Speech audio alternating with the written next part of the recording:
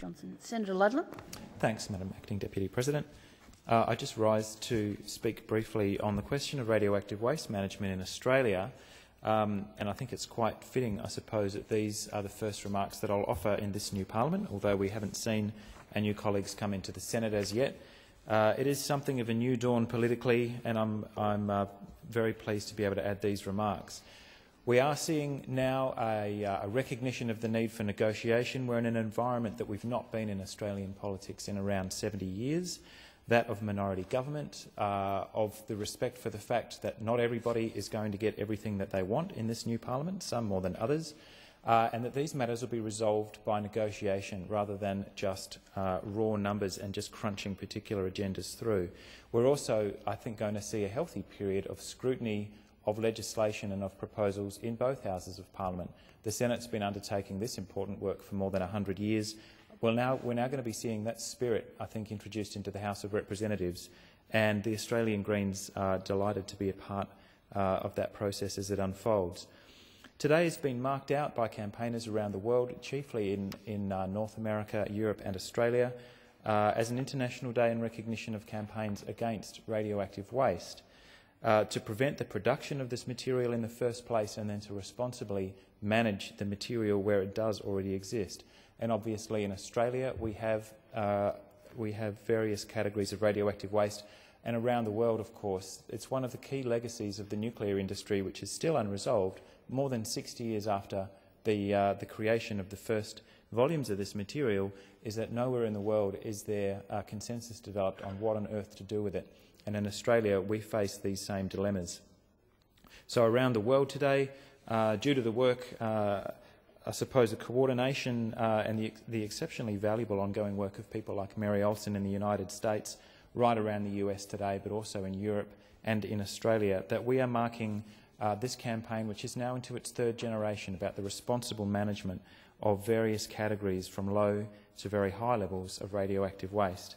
In Australia at the moment, this campaign, the focal point on which this campaign rests, is a proposal originating sometime in late 2005 or 2006 to load Australia's inventory of what here is categorised long-lived intermediate level waste onto a fleet of semi-trailers and take it to the opposite side of the country and leave it on a cattle station about 120 kilometres north of Tennant Creek.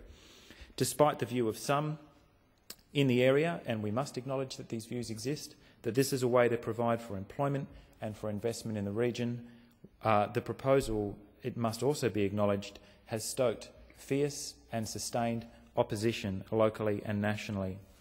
I'm standing here this afternoon to say that the Greens believe there is a better way of dealing with this issue, and we hope that this better way coincides with the new circumstances and the new conditions that prevail here in the Australian Parliament. For a government that stood back yesterday with the consent of everybody in this building and participated in a welcome to country, the first one that had occurred in the forecourt and the second one of an Australian Parliament, to an opposition which has newly discovered the concept of Aboriginal people exercising a veto power over what occurs on their land, surely this is the time to revisit the way in which we have approached the management of radioactive waste in Australia. And the Greens will work constructively with anyone on this new way forward. We have some proposals and some ideas about how to bring this debate forward. Let's quickly traverse what it's not about. This is not about shutting down nuclear medicine or the availability of radiopharmaceuticals to people in Australia who need them. It is not about leaving radioactive waste stranded at hospitals or the so-called orphan source problem where materials are lost or misplaced.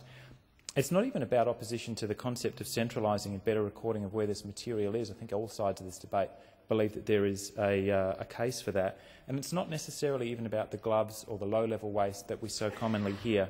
The material that is toxic and ticking for a period of around 300 years, by which time it's faded away to background levels of radiation.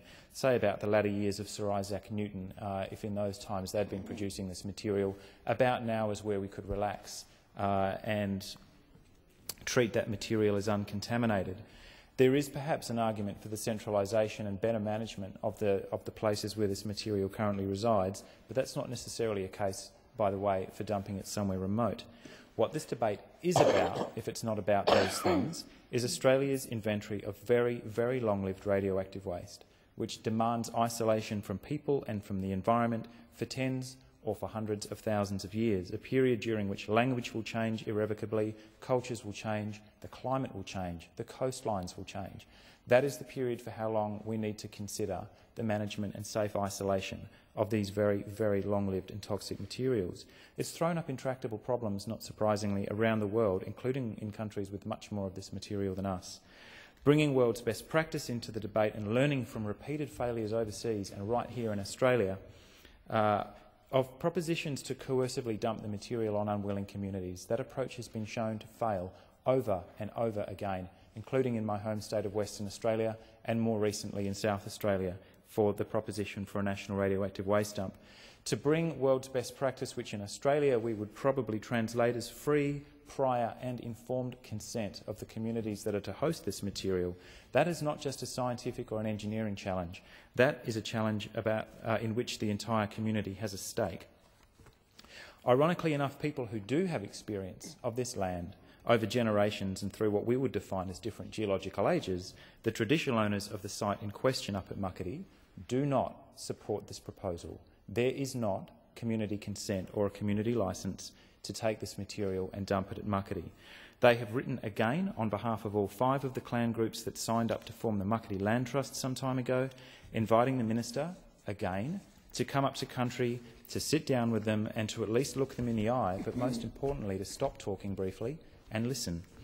I was not particularly impressed, as the Chamber will know, with the report of the Legal and Constitutional Affairs Committee when it investigated the previous iteration of this bill that was hung up when Parliament suspended, but I think it is worth pausing to note recommendation 1 of that committee, which Senator Crossan chaired, that the committee recommends as soon as possible the Minister undertake consultations with all parties with an interest in or who would be affected by a decision to select the Muckaty Station site as the location for the National Radioactive Waste Facility. That's recommendation 1 of that committee report, which we wholeheartedly endorse and has still not happened.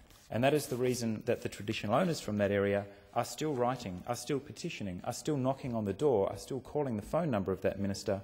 They can't get a hearing. At the very least, have the guts to look these people in the eye and tell them what your proposal is. There is, of course, another way, a path of consent instead of a path of coercion. The government's approach, following quite closely on the former government's, has been a path of coercion and a path of just dumping this material. That, of course, has sparked or has led to the creation of enormous stress in that community amongst people with other priorities and better things to do than fight this misguided proposal. They've also led a national campaign and have support from people around the country, which I think played quite an important part in the very solid and serious swing towards the Greens and away from the Minister for Resources and Energy, Martin Ferguson, in his home seat of Batman in Melbourne, a very, very long way from Tennant Creek.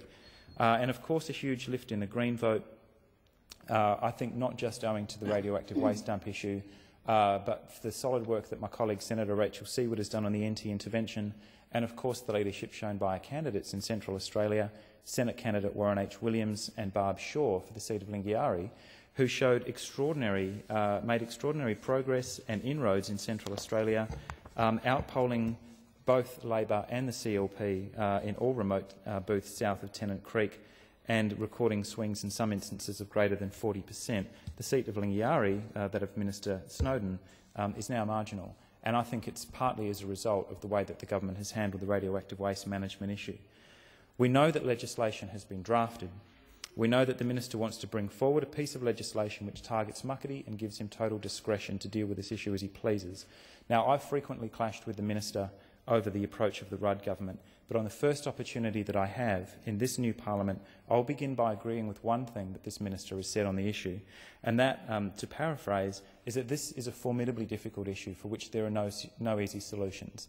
And I associate myself with those comments because it's true. There is no easy path to deal with this waste which we have created in Australia and overseas with no idea of what to do with this material. It is difficult, it is politically difficult as well as technically difficult, and we agree with that. We recognise it, and we will commit to working with anybody in this Parliament, from the Minister on down, who is willing to engage with this issue with the seriousness that it deserves. There are members, no doubt, within the Coalition and certainly within the ALP who know that this approach is wrong. and now is the time to do something about it. There can't be excuses for failing. The government began its last term with an apology, and it's essential that we go no further on this issue down the path of needing to apologise again. The letter that all new members of Parliament would have received yesterday or today is from all 5 of the clan groups that make up the Muckaty Land Trust. I'll shortly, by consent of the Whip, seek leave to table this letter and incorporate its message into Parliament, into Hansard, but I did briefly just want to comment on some of the things that are here. You are a new Parliament for Australia, the letter reads. We are asking that you give us a new start as Aboriginal people who are being threatened with this nuclear waste dump. There is a bill that will soon come before this Parliament, the National Radioactive Waste Management Bill. It will target our land for the waste dump. We are the Aboriginal people who own the land and the dreamings you are talking about. We are asking that you reject this bill and scrap Muckaty as a site for the waste dump. The last 2 governments did not listen to us. You must be different. We have been fighting for the last 5 years to say we don't want the waste dump in the land. We are again inviting Minister Martin Ferguson and all members of the new Parliament to come down and face us in our own country. Come and sit with us and hear the stories from the land. By leave of the Whips, I will seek leave now to incorporate this letter into Hansard. Leave is granted. I thank the Chamber. And I'll just close my remarks by saying again, the government can choose a path of conflict or it can choose a path of collaboration and consent. And the Australian Greens stand ready, as I say, to work with anybody on all sides of this chamber and in either house to progress this issue, which the decisions that we're making here potentially over the next few months will stand into geological eras quite different to ours, in which we and the purpose and the debates in this Parliament will quite simply be long forgotten. It is very difficult for us to get our heads around the fact that the decisions that we may make in this chamber in coming months will have consequences for folk much, much closer and with a much more intimate understanding of country than we do here for tens of thousands of years after we're gone. And so all I ask is that we do not act with haste and that we choose a path of collaboration and consent over a path of conflict that has already led to this matter being raised in the Australian Federal Court. And we believe that it was sad that the traditional owners needed to take that action. Of course, we support it and we await the outcome, but we believe there is a much better way of dealing with this material. I thank the Senate.